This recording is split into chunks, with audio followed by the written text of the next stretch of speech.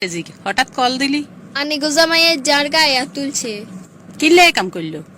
আজ যে বেতন হাইটিয়া গুনানি আর কাছে দিছে, এদিকে আর শাশুড়ির শরীর খারাপ। অনহি গেলে ডাক্তার দেখাই বটে খুঁজে হাসা রায় একটি দিন এটা লাই আরে থাপ্পড় মারছে। না তাইলে তো কামটা বালা করে না জামাই। জামাই তো আতাই গেছে অন সামনে একখান কিছু বেশ কমলে গায়ে হাত তুলবো কিভাবে গেলে দমন ধরন যায় একখান সুবুদ্ধি দেন। তুই একখান কাম কর, অনে যায় নারী নির্যাতনের মামলা একখান দিয়ে তো জামাই নামে, তুই দেখবি হুঁচের মতন সোজা হয়ে গেছে। এটা কি ঠিক হইব নি? ঠিক হইব নি মানি, এটা হইলো একমাত্র রাস্তা আমারে সোজা করি বেললাই। তুই বৌমার লগে টিয়ালো ঝামেলা করছত কেন? আপনি কেমনে বুঝছেন? তোরা যে সেই রুমে সিল্লি করছত আবার যার কানে আইছে, দরকার নাই আর চিকিৎসা করার, নাই এমনি ভালো হই যামু। কি যে কোন মা, একটু অপেক্ষা করেন, আপনারা কাইলে ডাক্তার দেখামু। আপনার কি অভিযোগ বলুন? আজ আমার বিরুদ্ধে মামলা করতে মাইছি প্রত্যেকটা দিন আর গায়ের উপরে হাত তুলে। কি কারণে আপনার গায়ে হাত তুলে? একটু বাড়াই কই নইলে মামলা কঠিন হইতো না। আজ জামাই নেশা করে, নেশাটি আর বাপের বাড়ি তো নানি দিত কয়।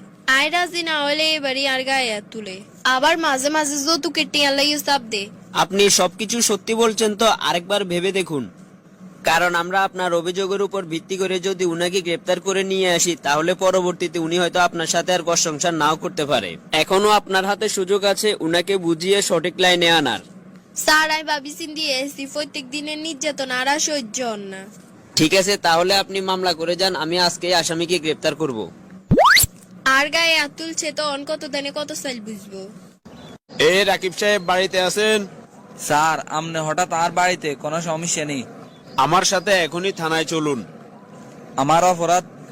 আপনার বিরুদ্ধে নারী নির্যাতনের অভিযোগ আছে। আপনি নাকি নেশা করে যৌতুকের টাকার জন্য বউয়ের গায়ে হাত তুলেন। নাউজুবিল্লাহ।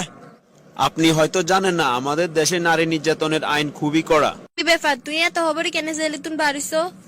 জামিনের বাইরেই আইছি, অতি শীঘ্রই এই মামলার নিষ্পত্তি করি এলাম। এইবার যদি তুই এখানে সোজা আরি সোজা হমু, তবে তোরে এর আগে ডিভোর্স দিতমু। কিনলে তুই এত বড় কঠিন সিদ্ধান্ত লড়? তুই এই মুহূর্তে আর বাড়ি তুমি বাড়ি যায় ডিভোর্স লেটার দিতে, কাবিন সত্ত্বের টেয়াও দিতমু। ওগো তুই আরে আর একটা বার সুযোগ দ। তুই আরে জেলে 14 শিকের ভাত খাওয়াইছ, তোরাতে রান্দা ভাত আইয়ার খাইতান ন। দুষ্টু গরু হচ্ছে শূন্য গোয়াল হাজার গুণে ভালো। কিনলে যে আই এত কঠোর হয়ে গেলাম মন বাপের বাড়িতে চলে যান লাগে। কি রে জি, তুই চলি এসে জামাই কই?